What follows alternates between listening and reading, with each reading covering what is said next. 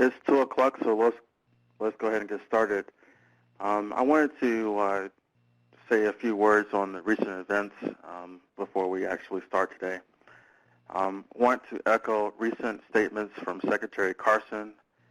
We recognize that many of you have a heavy heart about recent events, and we offer a thank you to you and to your family for all that you do for our nation. Please continue to uplift our fellow Americans in need and stay safe. With that, welcome to today's webinar. We have representatives from the Department of Energy's Building Technology Office. They will lead us in a presentation on energy efficiency and resilient building design mitigation techniques. Before we continue, please note that today's webinar is being recorded. The recording, slides, and transcript will be made available on the HUD Exchange at a later date. Please note that participants will be in listen mode only, and we will address questions at the end of today's webinar presentation.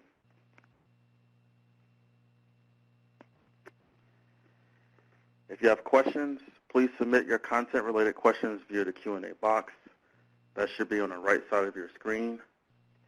Again, presenters will address your content-related questions at the end of the webinar today.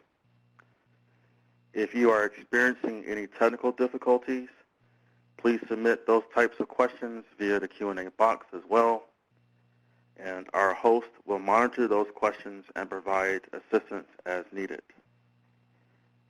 To that end, I'd like to acknowledge and thank our host today.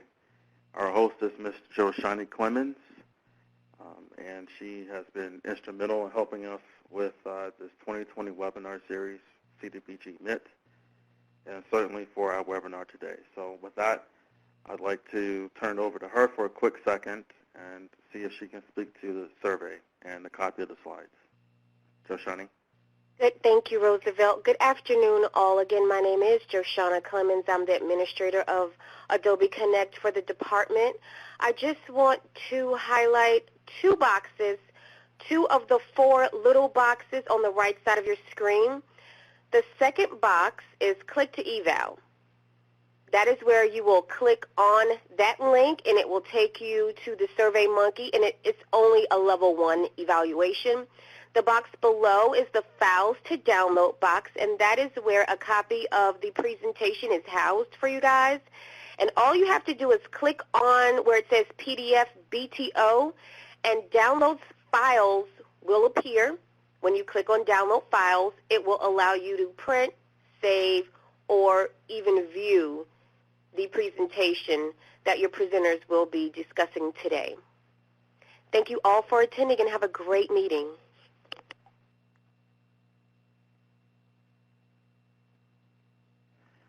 So today's webinar is titled Building Energy Efficiency, Bolstering Affordability, and Resilience in Action Plans. This is part of the 2020 HUD CDBG-MIT webinar series, and this is the second Department of Energy webinar that we've had within the last month. The first one was done roughly early May or so, and we had the Office of Energy Efficiency and Renewable Energy that provided a great webinar on general information related to energy efficiency and renewable energy. We also had lessons learned and best practices, including an example of microgrids from the Blue Lake Rancheria tribe. Next Thursday, we will have our last webinar in the 2020 CDBG-MIT series, and that will also be through the Department of Energy's Office of Electricity, and they will provide the third webinar in that series. So looking forward to having that, and we ask that you please support us with attending that webinar next week. I'd like to continue with introductions. First, we have Mr. Dale Hoffmeyer. Dale is an Energy Technology Program Specialist in DOE's Building Technology Office. He works on grid interactive efficient buildings and has over 18 years of residential energy efficiency experience. His past experience has included several years with the EPA Energy Star and leading reporting and evaluation activities for DOE's Better Buildings Neighborhood Program. Since 2001, he has worked to accelerate home energy upgrades using an integrated building science approach to achieve peak energy performance. Thank you, Dale, for joining us today. We have Ms. Elizabeth Arnold, who is an ORISE Fellow in the Building Technologies Office at DOE, working with the Residential Buildings Integration Team. She works on energy efficiency related to disaster recovery and supports the Better Buildings Workforce Accelerator.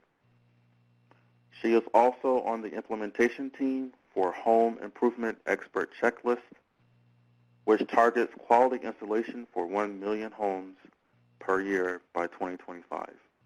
Thank you so much, Elizabeth, for joining us today. We also have Mr. Sean Flynn, who is a residential architect.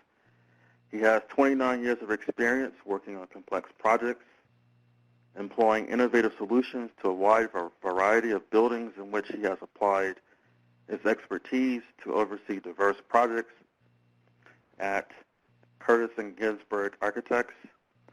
These include large-scale mixed-use, multifamily, and institutional projects. Thank you so much, Sean, for joining us today.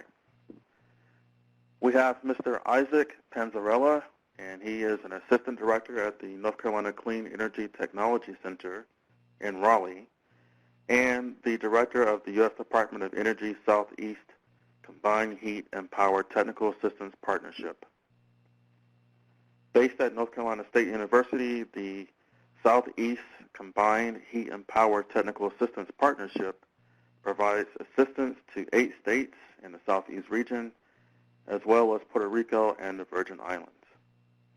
Mr. Panzarella has a mechanical engineering degree from North Carolina State University, where he works at the North Carolina Clean Tech Center, overseeing research projects and technical services for projects involving solar, power voltaic, and other renewable energy technologies, combined heat and power, microgrids, energy storage, and energy efficiency.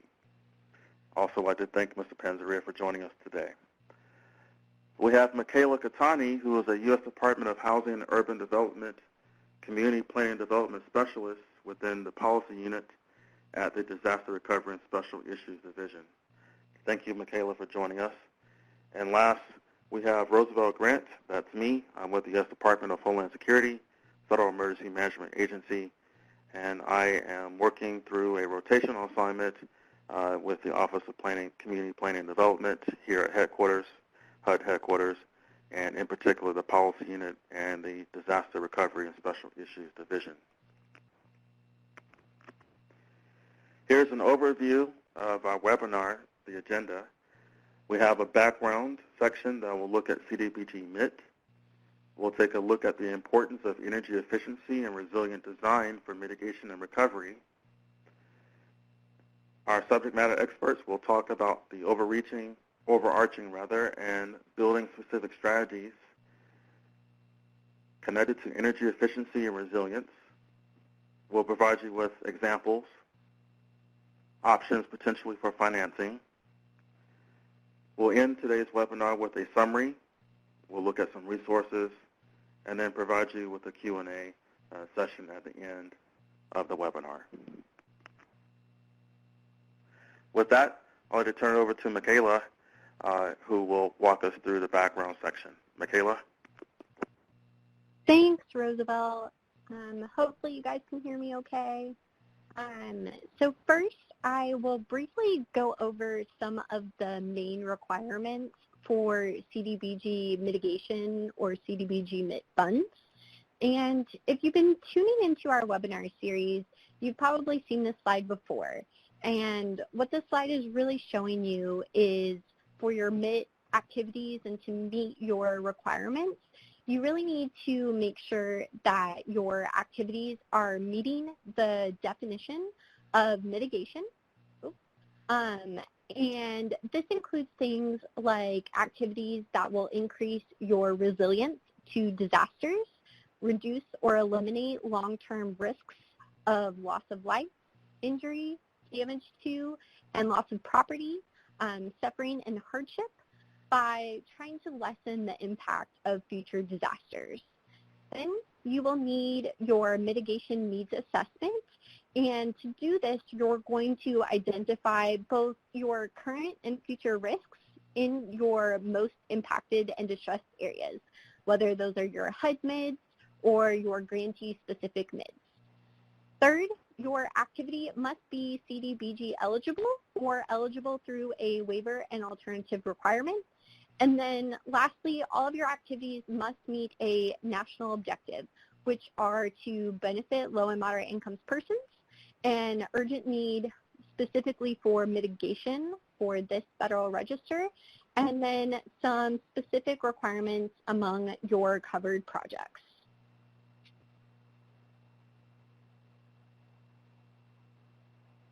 Next, HUD really has a lot of goals about maximizing these funds, right? And so just to name a few of those goals, we really encourage you guys to rely on data-informed investments, including building up your capacity to analyze and address disaster risks, as well as updating things like your hazard mitigation plans, supporting the adoption of policies that reflect both your local and regional priorities to have long-lasting effects in risk reduction efforts, and then maximizing your impact of these funds through leveraging and partnerships. And so to really focus on that, grantees are encouraged to coordinate and align your projects with other federal, state, and local mitigation projects. So this webinar really highlights some of your options for aligning with the Department of Energy and their funds and their initiatives to apply greater energy efficiency among your potential mitigation programs and projects. And so this can also be applied, some of these concepts can be applied with your regular CDBG DR grants. For example, DOE in this presentation is going to talk about initiatives like Energy Star. And so those are things that can be applicable to both your mitigation and your DR grants. And just kind of continuing with this mitigation notice, there is such a great emphasis on your shared goals of mitigation. So that's really to advance your long-term resilience against current and future hazards, to align your funds, and to promote your various planning efforts that you guys are all taking part in. And so specifically for maximizing your MIT funds in alignment with your energy lifelines, the Federal Register notice points out these various requirements around your mitigation needs assessment. And so one of those requirements is to assess your potential impacts and risks of hazards in those 7 critical service areas or your community lifelines. And so this presentation really discusses some of your options for maximizing your impacts with that energy lifeline, including the power and fuel sectors. And so typically when you think of energy and energy efficiency in this program, we are thinking about those infrastructure projects. And so those are providing and supporting services to the general public through activities like energy production and generation, which can be through various types of energy like fossil, renewable, nuclear, and hydro sources, and then also your electricity transmission. And so if these projects are reaching a certain threshold where it turns into an infrastructure project that meets the definition of a covered project, there are some additional steps that you guys will need to take in your action plans. And so some of that is your consideration and planning for your long-term operation and maintenance, that your activities are working together in mitigating those risks. You've determined long-term efficacy and fiscal sustainability, and really you're documenting your measurable outcomes, and then just demonstrating the benefit to your mid areas. And with that, I will turn it over to DOE to really talk about why energy efficiency is important and how you guys can consider integrating this into your action plans and your mitigation projects. Thank you so much, Michaela. This is Elizabeth Arnold, and I just want to thank Joshani and Roosevelt as well, and thank HUD for hosting this webinar today. We'll cover a number of topics and can't go into depth on everything that is the value and that you could put into your action plan. So there's a lot of links and resources throughout our presentation and can be found as well on the slides at the end of the presentation. So if you haven't already, please take a moment to download the PDF of the slides in the box in the middle. As Joshani instructed earlier, it will be useful because we may be moving a little bit faster through some of the slides that you might want to look back at. So we're really happy to be presenting to this group. You all are tasked with the difficult and important work of determining the investments and programs your communities will pursue to mitigate the impact of future disasters on human life and property. And there's always more beneficial products and program possibilities than your budget can support. Your challenge is to address current and future risks while maximizing the impact of all available funds. So we hope our presentation will provide valuable resources that help you meet this challenge. So today we're going to talk about the role of energy efficiency in bolstering affordability and resilience. We'll present reasons that energy efficiency is an important part of bolstering affordability in housing. We'll share some strategies you can use in your action plans, and our speakers will share project examples. This is just a simplified organizational chart that shows you where we are under the Office of Energy Efficiency and Renewable Energy. You may have already attended the webinar given on May 21st by our colleagues in the Weatherization and Intergovernmental Affairs Office, who presented the webinar titled DOE Best Practices for Energy Efficiency, Energy Storage, and Renewables. And after today's presentation, you can tune in on June 25th for another HUD DOE webinar from the Office of Electricity on DOE resources for resilience of critical electric infrastructure. The Building Technologies Office, here's just an overview of what we do in the Building Technologies Office. Most of our funding goes to research and development. For example, our investments in solid-state lighting research led to the development of the LEDs that you likely have in your home, saving you money right now. And our budget also supports integrating these technologies in our built environment, as well as the work our office does on codes and standards. We work with a number of Department of Energy national laboratories.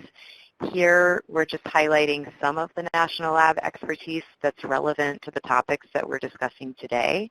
So I'll let you look back at that later. So a little quick pop quiz for those of you who attended the HUD DOE webinar on May 21st. What's the importance of energy efficiency and mitigation? Well, there's no poll, so you can whisper the answer to yourself and see if your answers match mine. Energy efficiency and resilience are often complementary, benefiting homes, businesses, and communities through lower operating costs and lower electricity demand, thereby reducing stress on the power grid. Number two, energy efficiency lowers greenhouse gas emissions, and we know that greenhouse gas emissions contribute to respiratory health problems and climate change, so there's a benefit. Number three, energy efficiency buildings have lower loads and electricity consumption and therefore are much easier to power with backup systems in the event of a grid outage. And number four, highly efficient building envelopes can greatly extend the ability of households to shelter in place in livable conditions following a power interrupting disaster. So just wanted to jog y'all's memory and frame this presentation and the benefits that you can get from incorporating this into your action plans. So This is the hazard mitigation planning diagram. I'm sure you're all very familiar with it already. The yellow circles are areas we'll address in this presentation. And since we're not going to heavily talk about stakeholder outreach and engagement, I just wanted to stress the importance of it because you all have already held your public hearings about your action plans, but engagement doesn't stop there. As you're watching this webinar, you can think about who you've already reached out to and who else you might want to engage from these circles. Use the expertise and entities that already exist in your communities and states and continue to engage with energy and resilience stakeholders throughout the program design and implementation to maximize your investments. You can also you can contact us for that process, and you can also look online for information about the LA 100 stakeholder engagement process if you want an example of a city that's pursuing a robust outreach and engagement process.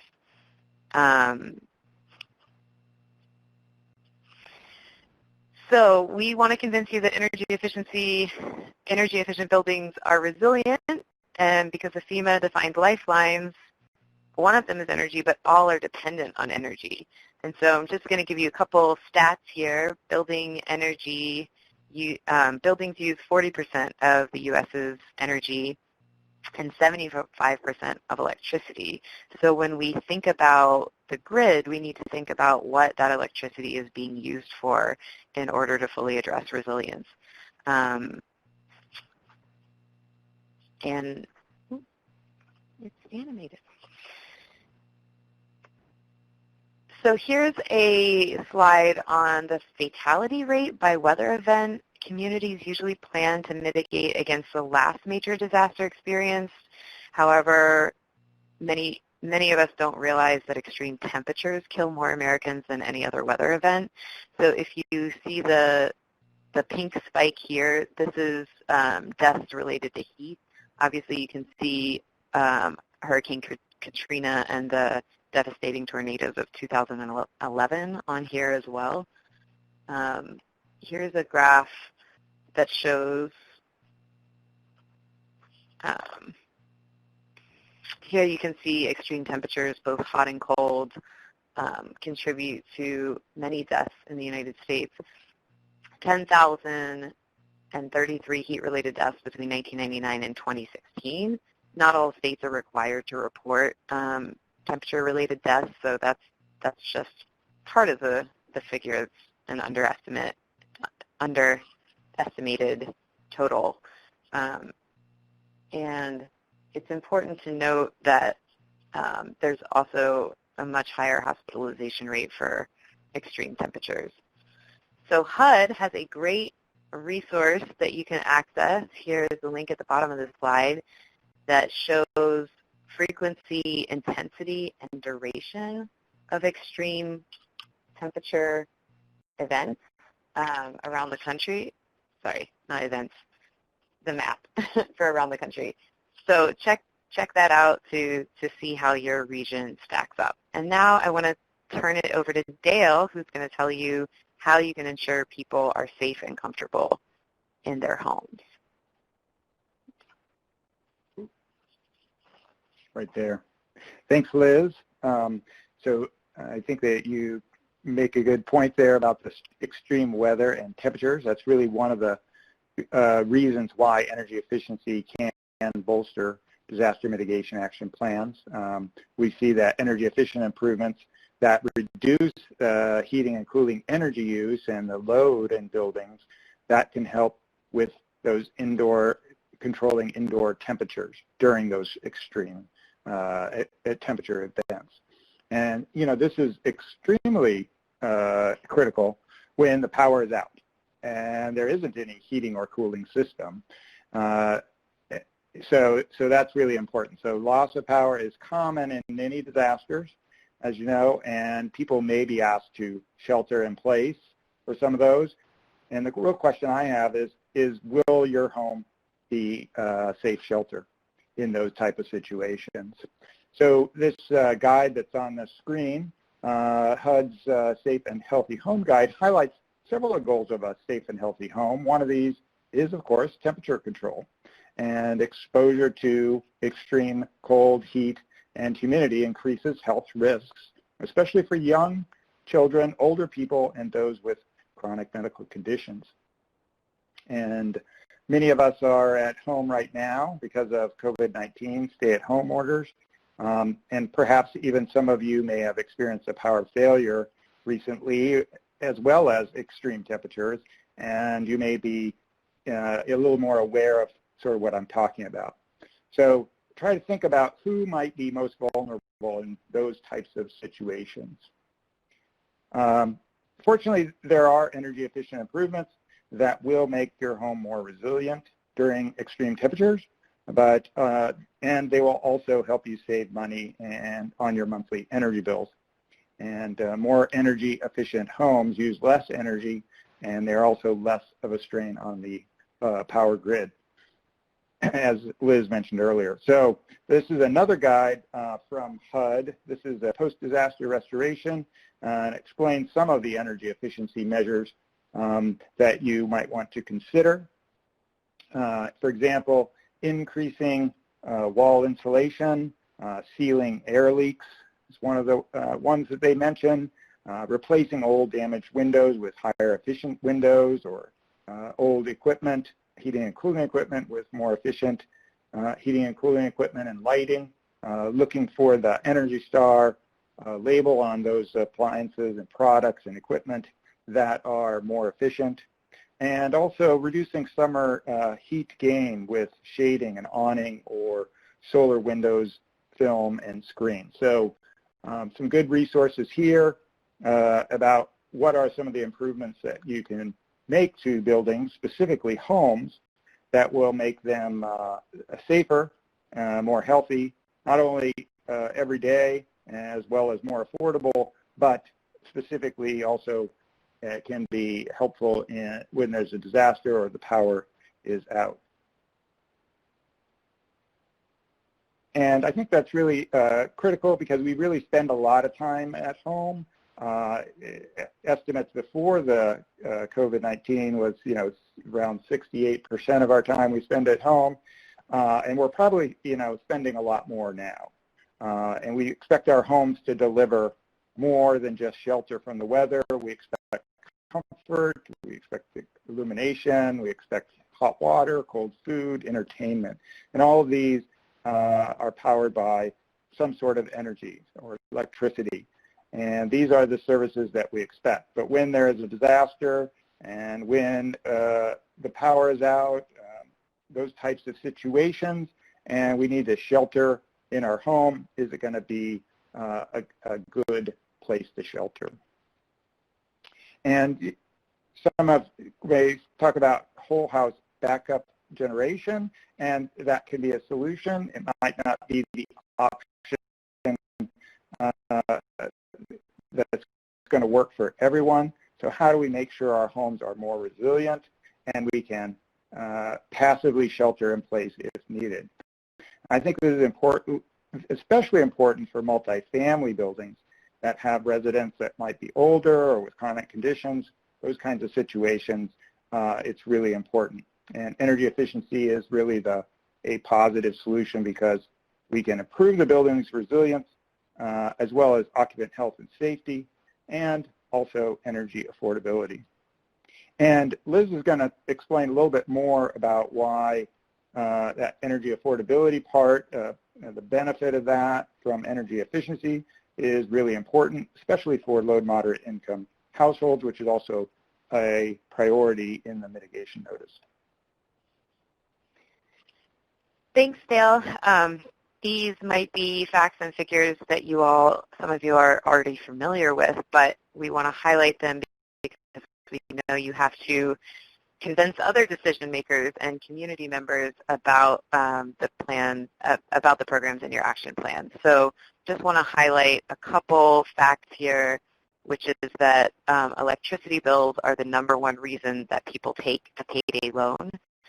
And nearly 1/3 of U.S. households reported facing a challenge in paying their energy bill or sustaining adequate heating and cooling in their homes when the survey was done in 2015. And since HUD requires you to benefit low and moderate income communities, like Dale said, energy efficiency and resilient building design is one way that you can do that. A couple more figures. The average price of residential power rose 18% from 2007 to 2016. And while not all states track electricity shutoff, in those that do, the numbers have been rising. For example, in Pennsylvania, electricity terminations doubled in 2008 and have risen ever since. In 2015, Pennsylvania tallied 220,000 electricity terminations.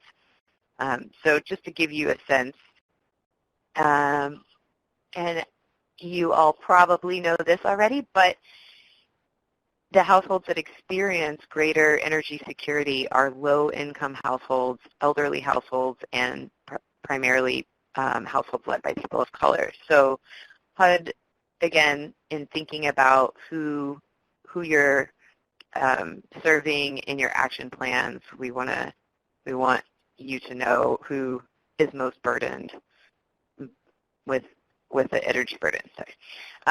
Energy efficient homes. Here's a slide just to illustrate the benefits of a high performance home. You can see on the left that energy bills are higher in your average home, and on the right, energy bills are lower. So for a person to maintain, they have maintain staying in a home over the long term, they benefit from reduced maintenance costs, improved durability, improved comfort, and improved indoor air quality, which obviously has positive health impacts. So now I'm going to turn it back to Dale to talk about how to incorporate this into your action plans. Great. Thanks, Liz. Let's see. We're just going to transition to the ways to incorporate energy efficiency and resiliency or resilient design into your action plan. And I want to highlight this National Association of State Energy Officials report that was published in 2015. The report's called Resiliency Through Energy Efficiency, Disaster Mitigation and Residential Building Strategies. And it does a good job of laying out some of the options that you might want to consider when using energy efficiency to bolster affordability and resilience in your action plans. So this report recommends several strategies. Pre-planning in programs is one of those up at the top, and you're already doing that.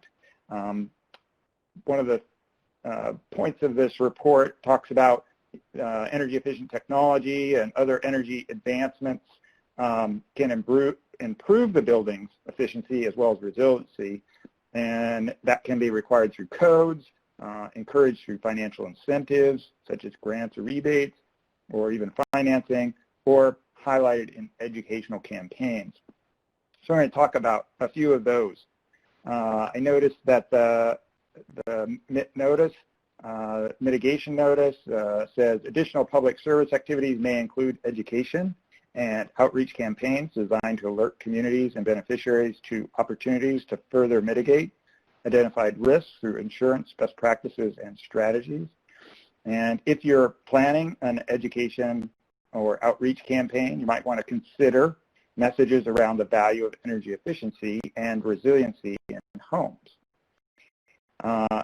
As mentioned earlier, many of us are staying home, and many of us may be more aware of the need to improve the comfort and resiliency of our homes today. I've seen one survey that said people are actually spending a little bit more on their homes these days. But not everybody understands that energy efficient improvements are going to be part of the solution or thinking ahead about mitigating for future disasters. So steps to raise awareness can guide home and building owners as well as builders and contractors about smart investment decisions. And there are many guides and resources you could use or could be tailored for your community to raise awareness. And there are also, I want to mention, lots of active networks that you can get involved in where you can learn from peers and others in your community. For example, One of our colleagues in our office, Jonathan Cohen, he manages the Better Buildings Residential Network, and they plan peer exchange calls on a variety of residential energy efficiency topics every month. And energy efficiency and resilience has been a topic that they've covered in the past, and it continues to be of interest. So something that you might want to consider. Some homeowners will make these energy efficiency improvements on their own, but for many, the upfront cost may be a barrier, and some type of financial incentive or financing may be needed to overcome that first cost barrier. And you might want to look to partners in your community. For example, electric and gas utilities have implemented energy efficiency programs for many years, and building a partnership with your local utility could be an opportunity. There are also lots of state and community action agencies in many communities that administer weatherization assistance programs for income-qualified residents, and partnering with these existing networks in your community may be an effective strategy to achieve your goals. The last one on this list, they talk about building codes. We're going to talk a little bit about building codes next. And you may have seen in the news about building codes making a difference in the face of natural disasters, whether it be fire, earthquake, hurricanes. Homes that are designed to hold up to disasters are more resilient. And working with state and local jurisdictions to adopt and implement energy efficiency code provisions is another strategy to increase the resiliency of the building stock. Stepping back a bit to one of my earlier points about public service campaigns, this illustration from the NASIO guide just illustrates the use of public, this was used in, New York City to do public awareness about what could be done, recommendations for homes that are vulnerable to floods, high winds, blackouts, heat waves, and extreme weather. So it talks about, it illustrates several different things that could be done for mitigating for future disasters. And a couple that I highlighted here, insulating walls, an energy efficiency measure, sealing air leaks is one that's really important that I touched on earlier, as well as I mentioned cool roofs, reflective shingles, and other types of approaches, technical approaches to reducing the heat load on a building and when there's hot summer sun. So here's just an example of someone who used this for kind of an education campaign.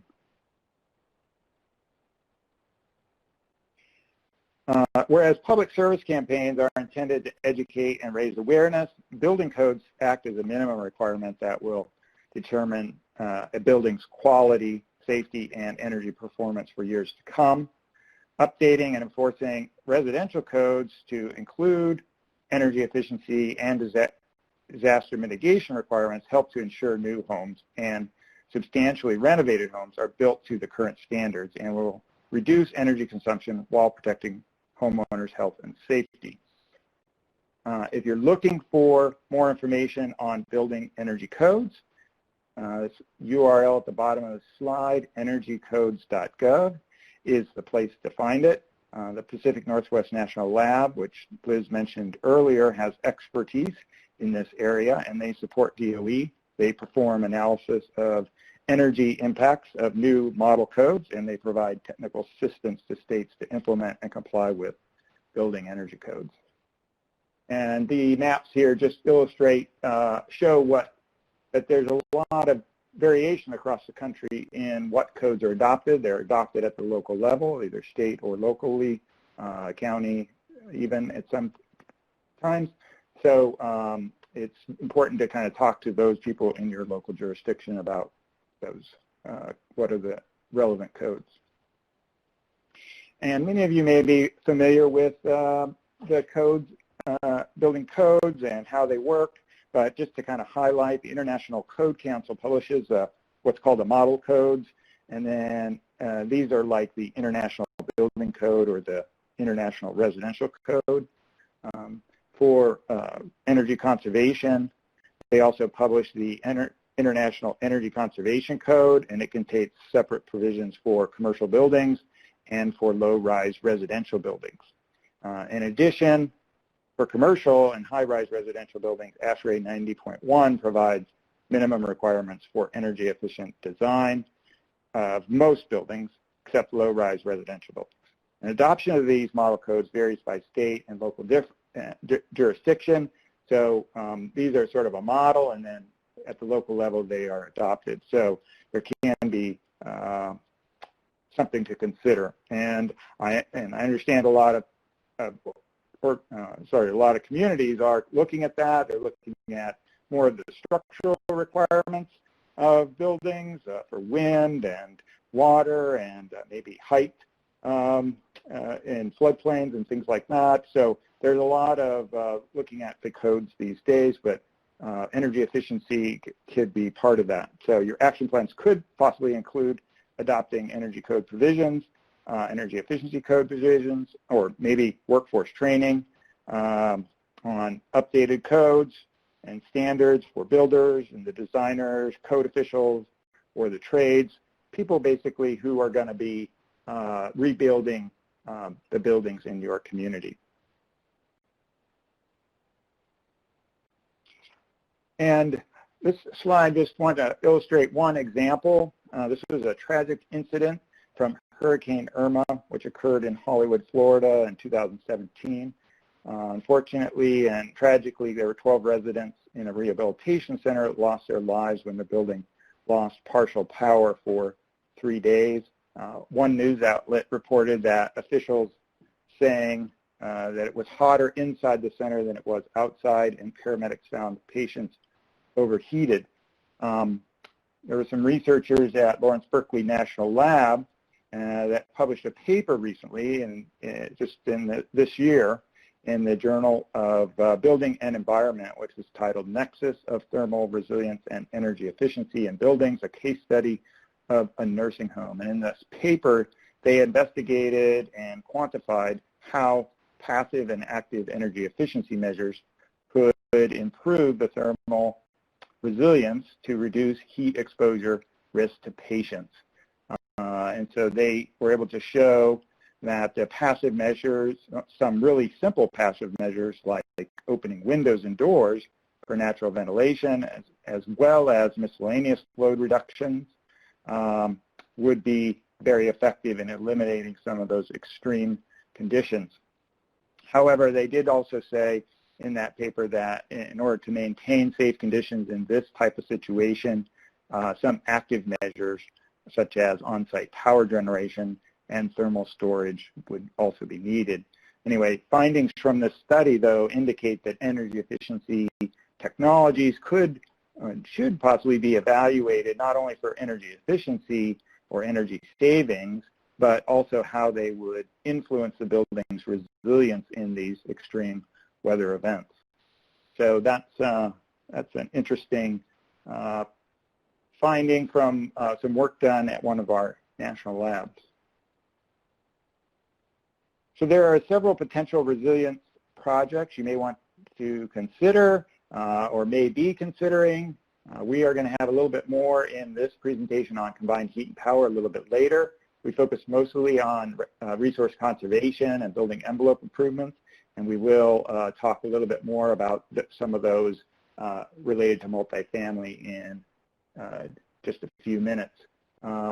And some of the others you're going to be considering obviously are structural hardening. We won't really get into that, but those are obviously important as well. So it's a good list there.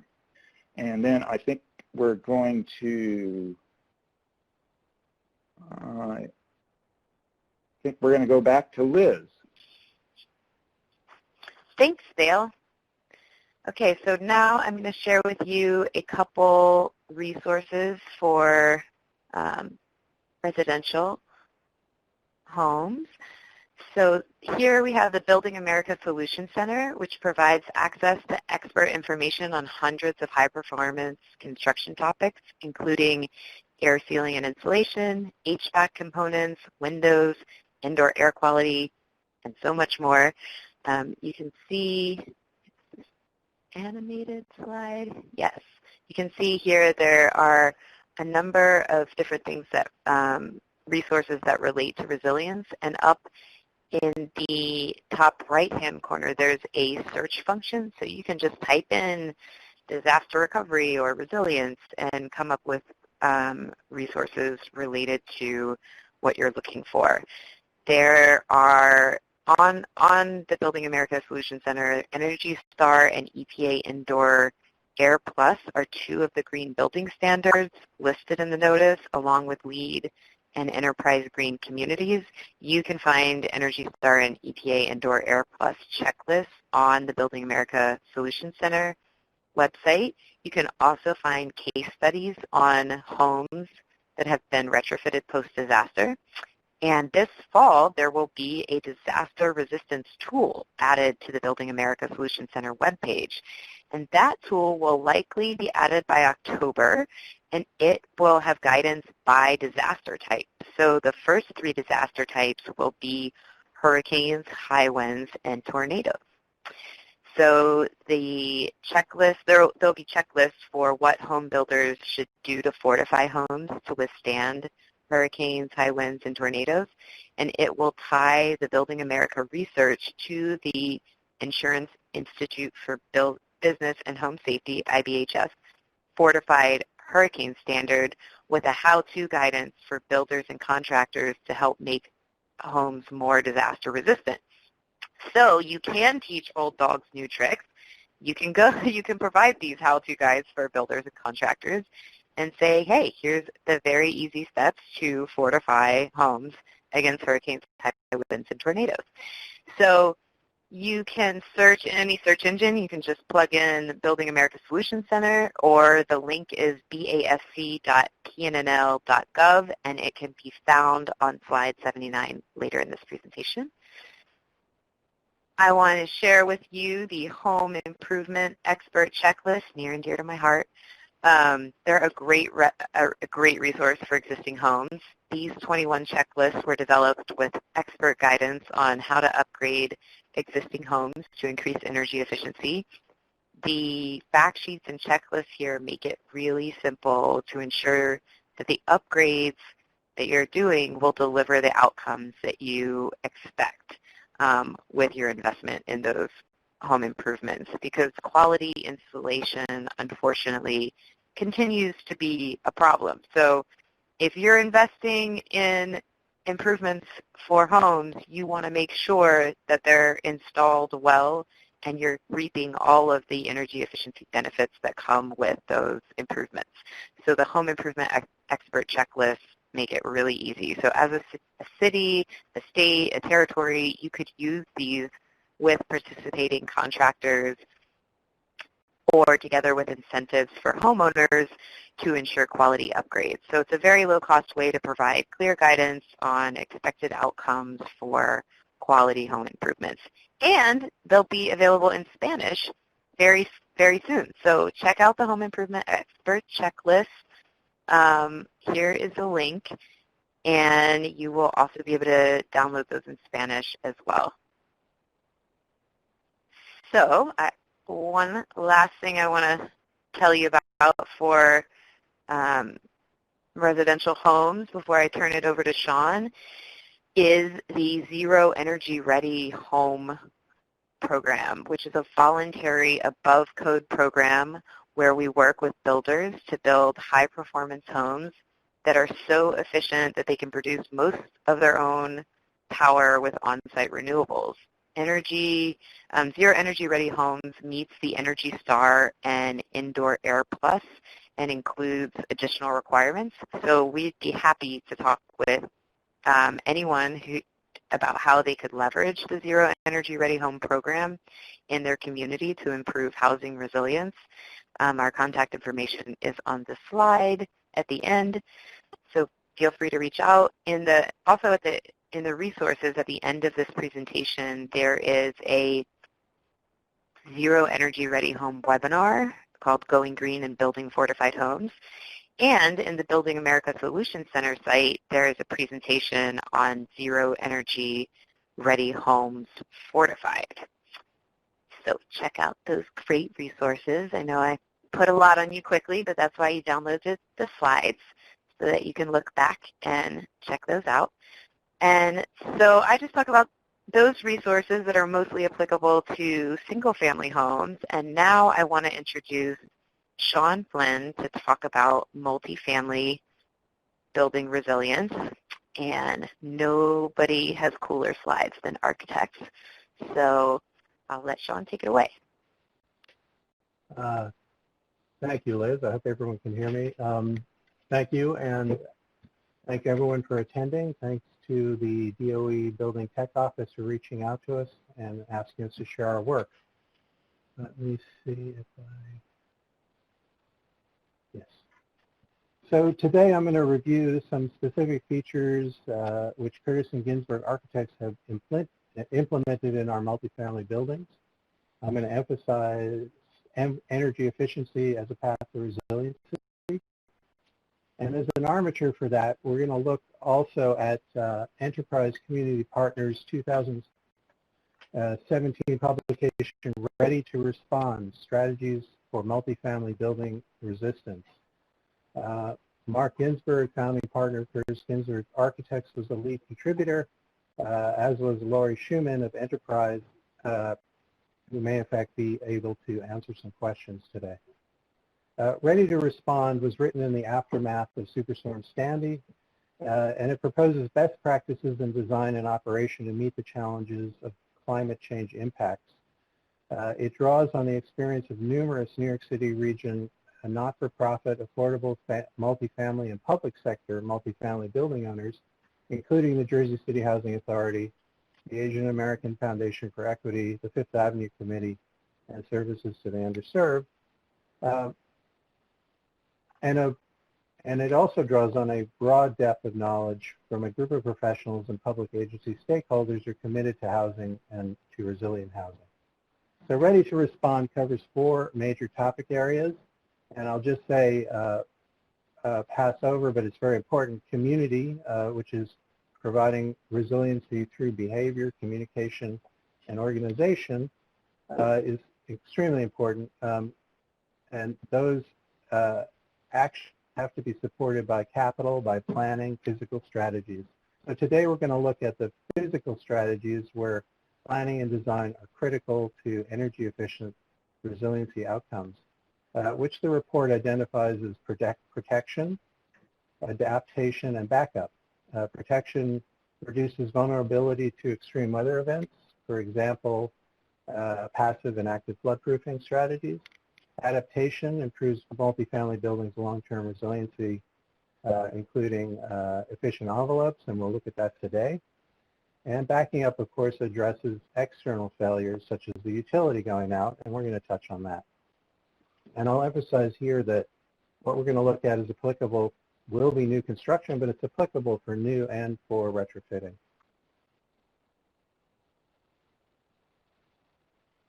So Ready to Respond. It's interesting. Is this a blank slide?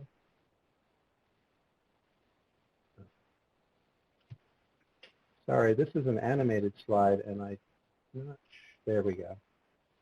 Ready to Respond lays out 19 strategies. 3 of them are noted here. You know, affordable multifamily housing is particularly vulnerable when disaster strikes. Low-income residents have less access to resources. Sheltering in place is assumed for New York City affordable and public housing, and robust buildings that can shrug off and recover quickly from weather events support that. The alternative, with even a short-term displacement, can lead to long-term homelessness. Short-term business closures can lead to a neighborhood-level economic downturn, and disruption of community services can lead to an extended loss of services. Loss of rental income due to evacuation and property damage can have a huge impact on the housing owner's ability to provide the affordable housing.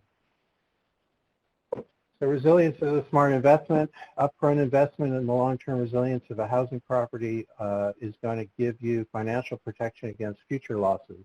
For instance, energy and water efficiency upgrades, you know, $1 invested can lead to $4 in savings from avoided damages, and the investments give you long-term savings on energy use, operational expenses, and insurance. So resilience is going to be a part of your capital improvement planning process. Enhancing the building resilience makes the greatest economic sense.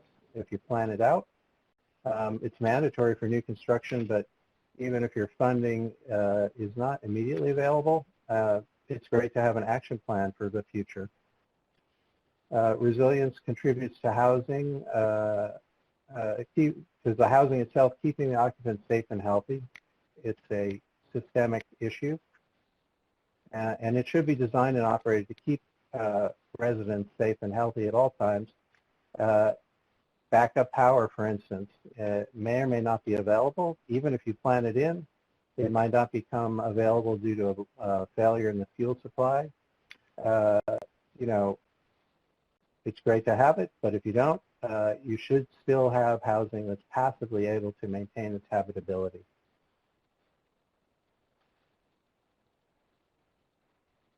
This is an example of from our portfolio. Beach Green Dunes Phase 1 is a certified passive house building with 101 units. It was later expanded in a second phase with an additional 120 units. It's a little over 100,000 square feet, and the developer here was the Bluestone organization. So first, let's talk about resiliency strategies that are not necessarily energy specific. It's elevated above the ground floor. The ground floor is elevated above the design flood elevation. The lobby is wet-proof. Parking is wet-proof. The lobby was actually raised an extra foot to handle nuisance flooding. And when we learned after the fact that nuisance flooding could be worse than was anticipated, Phase 2 actually elevated its lobby 2 feet above the grade. It does have minimal commercial space mandated by zoning. That's dry flood-proofed. Elevators do not enter the flood. That was a big learning, that elevators will reset themselves to their baseline position for a shutdown and then end up being flooded. These elevators will stay at the second floor. The rear yard features a landscape platform. In case of an emergency egress situation, an evacuation of an injured person, or worst case, a fire in the building, during a flood condition, there is a safe path out of the building onto an elevated platform. That building, and you can see in the lower right picture, you can see the platform, the ramp down. The box in the middle is the transformer, which of course is now elevated out of the flood. The site features a bioswale garden, also to minimize the impact of this kind of flooding.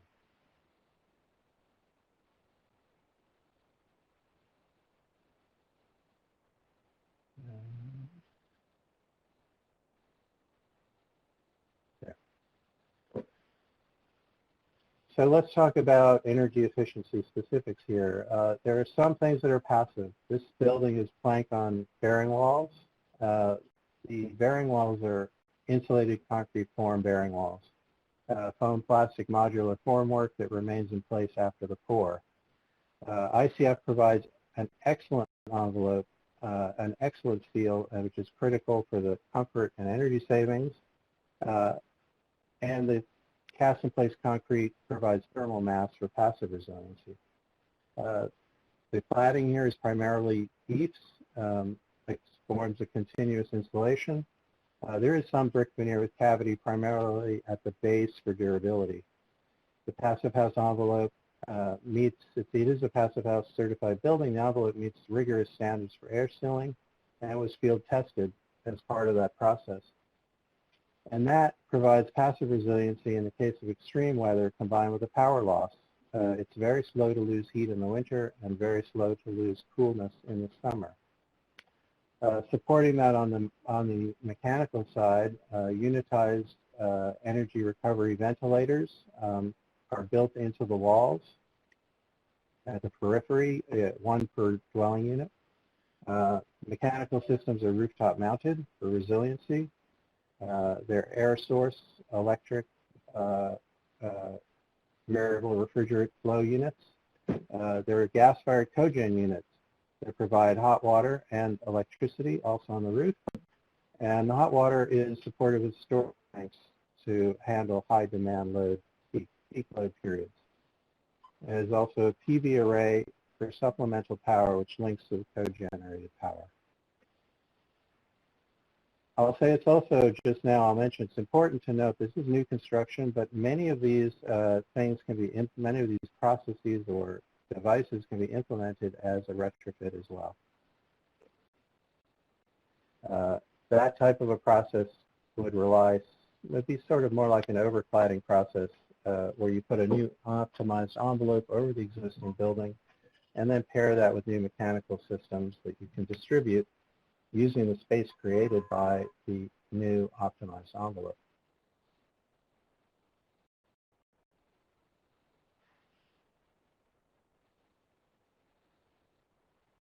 And there. I want to touch briefly on one other passive resiliency feature that we think is very important. It was incorporated into Beach Green. This floor plan doesn't have to be Beach Green. It illustrates it very well, though.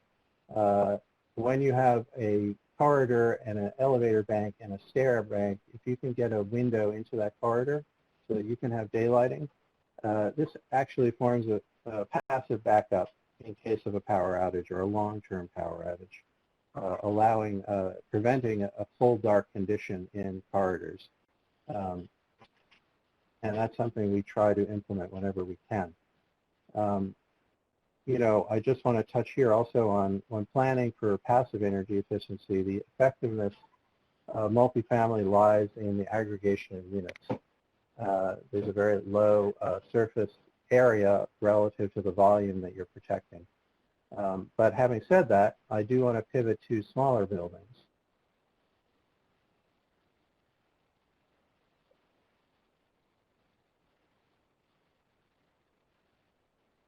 This is another Curtis Ginsburg project. Again, the builder here is the Bluestone organization.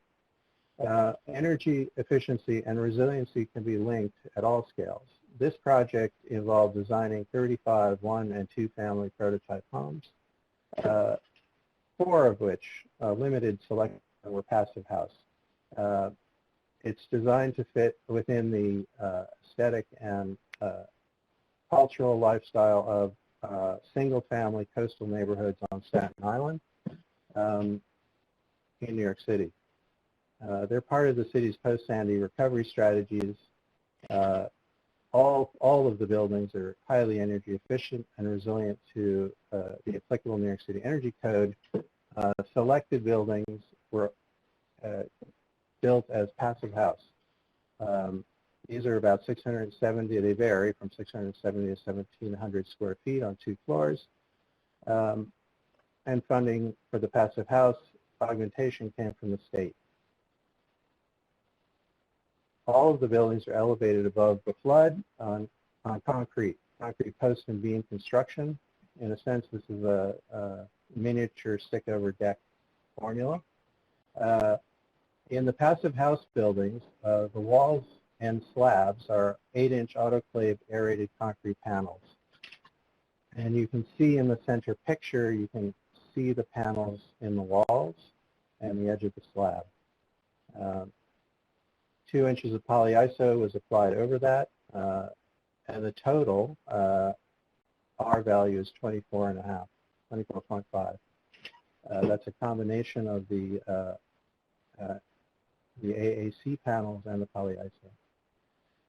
All the habitable spaces and all the mechanicals are obviously well above the flood, and actually you can see a wheelchair lift is provided for accessibility, and you can see that on the right-hand picture the tower on the right, just off the porch.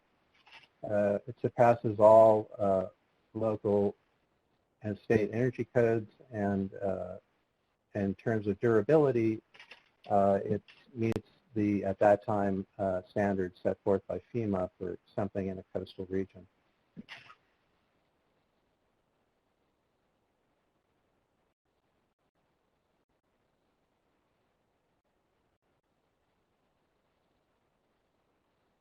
That's all I have today. Thank you. I just want to reiterate that at all scales there are pathways to providing resiliency and energy efficiency. And the publication, Ready to Respond, Strategies for Multifamily Building Resiliency, is available on the Enterprise Community Partners website as a download. And I'll turn it back over to Liz.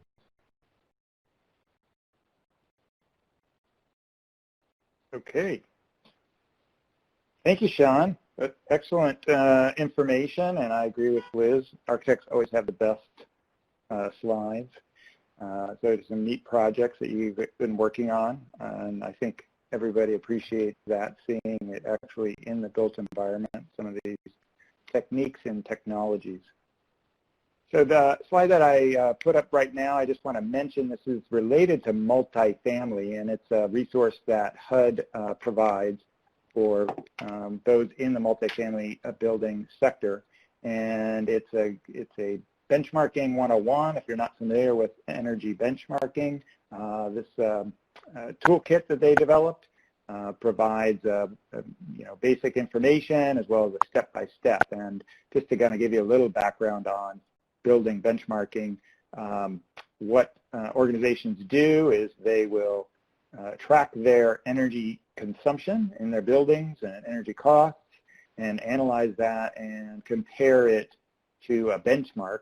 And then they can look across a portfolio of many buildings and see which are the highest performing and the lowest performing, and then decide and make decisions about which ones to invest in to get the most impact. So that might be a good resource that you can use to engage those in your community who are in the multifamily building sector.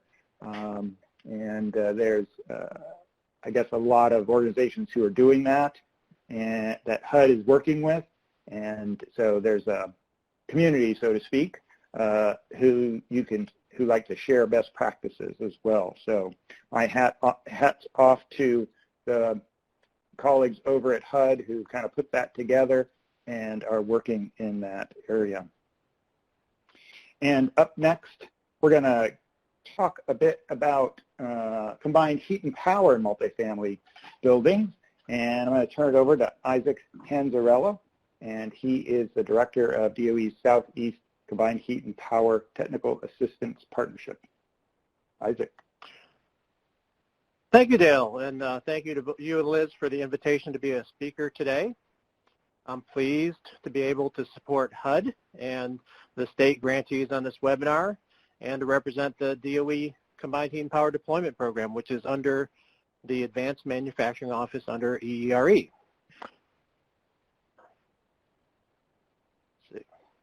So CHP is a really important form of distributed generation that I trust many of you have heard of. And my contribution today will be a quick primer on how CHP can provide resilient and low-cost energy for multifamily housing. I'll also share with you some resources that DOE has developed on CHP and invite you to connect with me after the webinar if you're interested in technical assistance from the CHP TAP that serves your state. Just a little bit about this slide. Probably the key point I wanted to share with you about this is the diagram on the right shows how CHP can really improve the traditional way of generating electricity and thermal energy. It improves the source of site efficiency of that from 50% to 75%. And it does that by using a single fuel source on site and producing electricity and useful thermal energy from that fuel source. Here's a schematic of how the typical CHP system is structured. On the left, you see it's fueled by a variety of different fuels. In multifamily, you're traditionally going to see natural gas and propane used as fuels. And both of these fuels are actually have proven to be very resilient in different disasters. Recently, it's been observed that natural gas infrastructure has continued to operate in hurricanes, floods, and other events, even when there have been extended grid outages experienced. And in Puerto Rico, during and after Hurricane Maria, facilities with CHP that were fueled with propane were able to get refueled, while diesel fuel was a scarce commodity and difficult to get.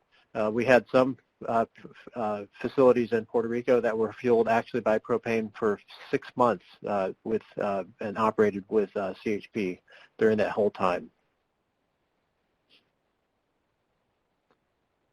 Now, this slide here shows CHP additions by application between 2014 and 2018. And if you look at the chart on the left, you'll see that there were 172 new installations of multifamily CHP in the U.S. over that time period. That's the orange slice on the bottom. These included retrofits and new construction projects. Overall, that brings the number of CHP systems operating in the U.S. at multifamily sites to 425 and representing a total of 158 megawatts of capacity. And the average size of those multifamily units, multifamily CHP systems, was about 371 kilowatts. We've heard the term critical infrastructure mentioned on this webinar several times, so I won't go into that. But I will say that among the critical infrastructure sites served by CHP are the U.S. Capitol and the 22 other buildings that are part of the complex. And the Capitol Power Plant's job, their mission is really to provide continuous service that supports Congress in doing their job. Now, closer to home, there are many multifamily properties that have CHP, and CHP enables these multifamily properties to stay powered and heated during disasters. And there's a lot of potential for more to be served by CHP. Implementing CHP at these multifamily locations will help more people stay safe at home during disasters and lessen demand for shelters or alternative housings. So let's look at some examples of CHP and multifamily housing. This is a cooperative city, or also known as Co-op City in the Bronx, New York. It's probably one of the largest CHP systems you'll see in multifamily housing at 40 megawatts capacity.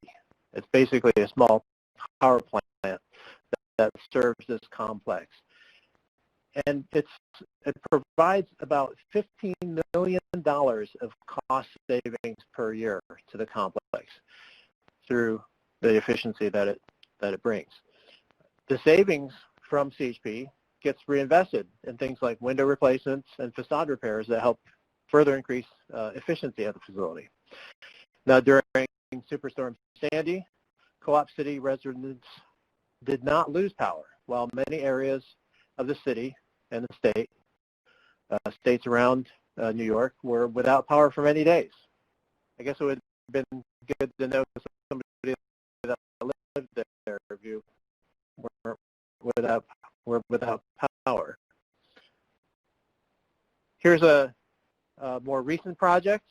This is the Stevenson's Commons in Bronx, New York. And I include this as an example of how you can do a smaller project with CHP. This one has 525 kilowatts of CHP.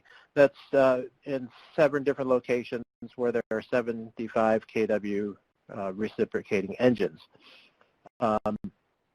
This project was unique in that it was installed at no upfront cost to the building operator through an arrangement in which the developer finances the system using private capital. And the benefit for the building and its residents is that they receive electricity and thermal energy at rates that are well below normal utility rates because of the efficiency of CHP. It also offers energy resilience that would be able to power the facility in the event of a grid outage. By the way, this the supplier for this project, which is Aegis Energy, is part of a new initiative that DOE has developed called the Packaged CHP e-Catalog. And this is a really a very new resource that I'd be glad to provide information to you on, which DOE has developed to enable CHP to be installed more quickly, more cost-effectively at various facilities, and would be a perfect application for multifamily facilities. This project here, the Schmidt Artist Lofts, is a conversion of the original Schmidt Beer Brewery, which was also for a brief time an ethanol plant, into a 247-unit residential property. It was developed as an affordable housing complex. And CHP is a key part of keeping its operating costs and rents low. It has a 65 kilowatt microturbine CHP unit. And then this is the last example I'll share with you. This is the Court Tower Apartments in Newark, New Jersey, an example of a multifamily senior living community that has a 35 kilowatt CHP system. It was installed in 2017, so a very recent application. And it's CHP was a part of a bigger retrofit of the project. And overall, with CHP and the other energy efficiency measures that included new lighting, the savings from those projects is about $56,000 per year in energy costs. So as you've heard, I'm director of one of the DOE's CHP Technical Assistance Partnerships. And DOE established these CHP TAPs because there is so much potential for this very resilient energy solution without the United States. And the CHP TAPs serve as a regional resource of experts to help end users develop these opportunities. And we work with end users in the private and public sector. Our services include end user engagement and outreach, engagement with policymakers, regulators, and utilities to help them develop programs and incentives for CHP. And finally, we provide direct technical assistance to sites. So any of the grantees on this call that are working on their action plans that would like to get some help on CHP, we're available to help you. Here's a map showing the various CHP TAP regions. This map didn't come out so clear, but the website listed on the lower left, energy.gov/CHP TAP. You can see the map and get the contact info for the CHP TAP that serves you, or feel free to reach out to me, and I can connect you with the appropriate CHP TAP. At the headquarters level, we're supported by Bob Gemmer, who leads the CHP deployment program, and Patty Garland, who's the CHP TAP coordinator. This diagram here just shows how we go through working with a project. The very first thing we'll do is have a conversation with a site and determine if the site may be a candidate for CHP. If so, we'll take the energy bills for the site and do what we call a screening technical assistance. This is a very quick analysis that will help determine what size of CHP can be accommodated by the facility based on the electric and thermal needs, how big that system is compared to the rest of the electrical demand for the facility. And finally, the output of it is really a simple payback based on the typical cost of CHP and the savings that you're going to see for your site. That helps you move forward, and we work with sites throughout the process as they develop CHP from the feasibility stage to all the way to procurement and startup.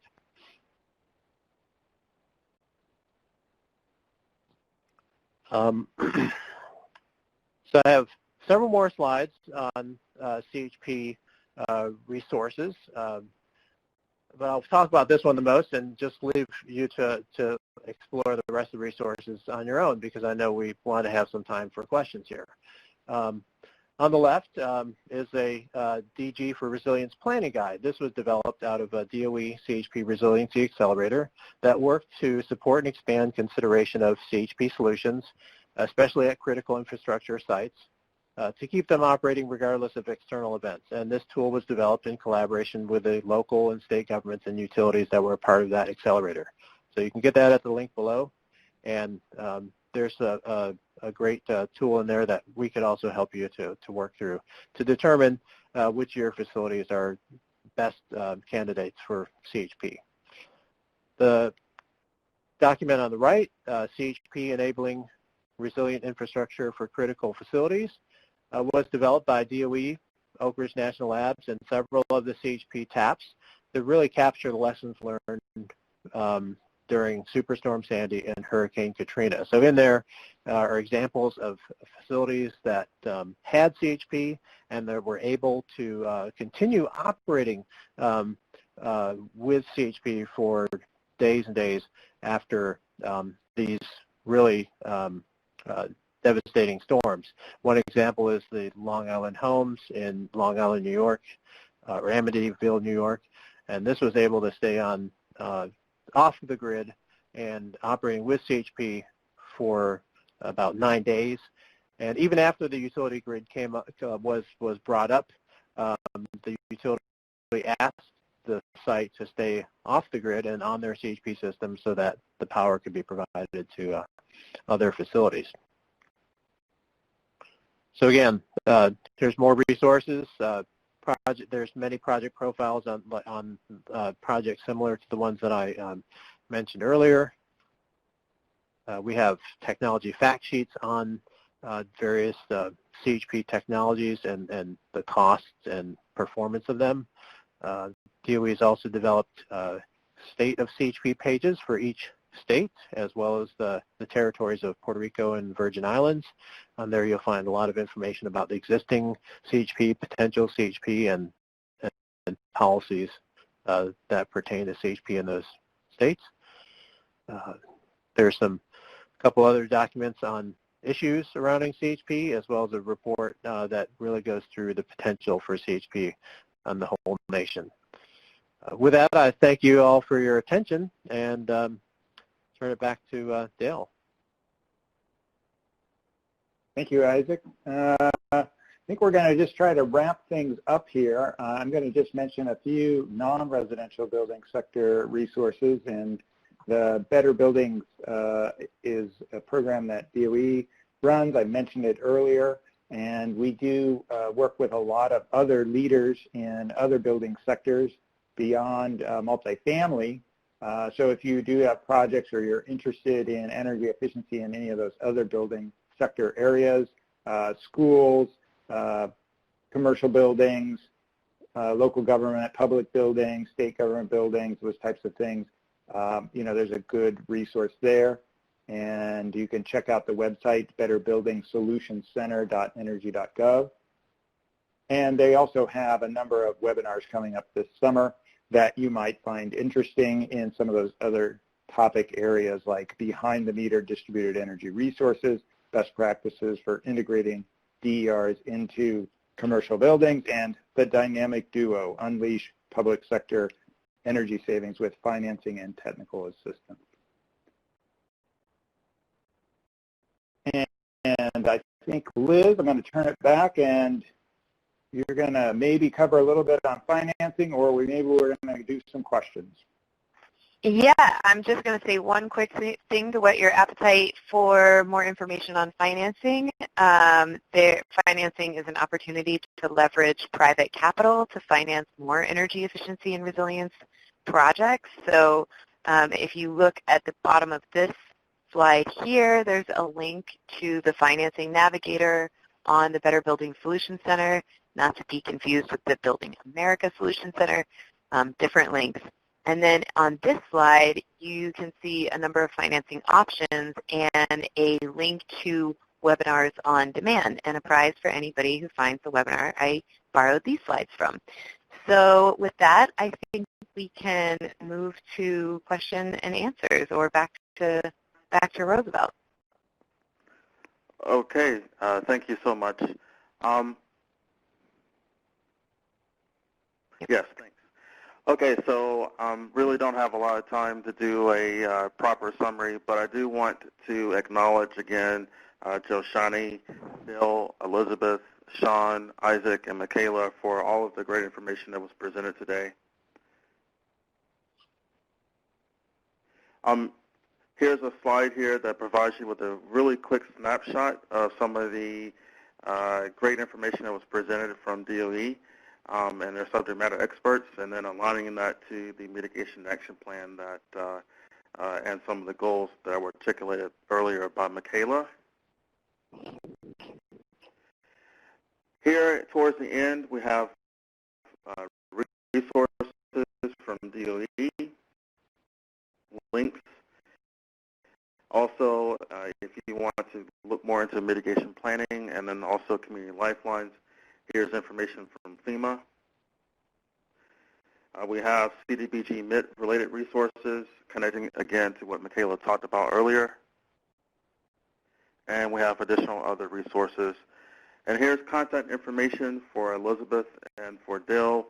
And I believe Joshani added some slides at the end for contact information for some of the other presenters. With that, we do have a policy unit email, DRSI, policyunit@hud.gov. Encourage you to use that if you have questions, particularly related to the CDBG-MIT portions of today's presentation. With that, I think we will try to maybe turn it over to Michaela for one question.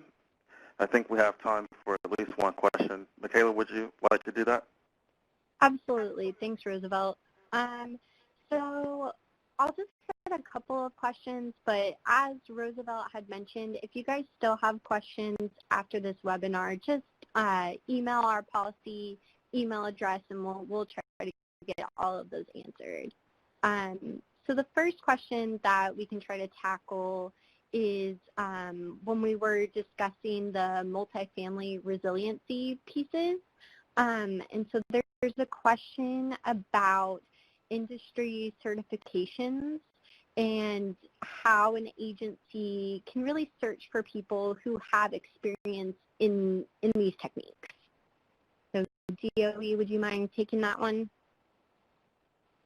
Yeah, this is Dale, and maybe I'll take it, and Liz, maybe you can help too. And Sean. And Sean too, maybe related to the Passive House. Those are some of the certifications he mentioned, Passive House, and Liz mentioned the DOE Zero Energy Ready Home Program, which is also a certified home. And there's also a Fortified certified home, which is for more structural resilience.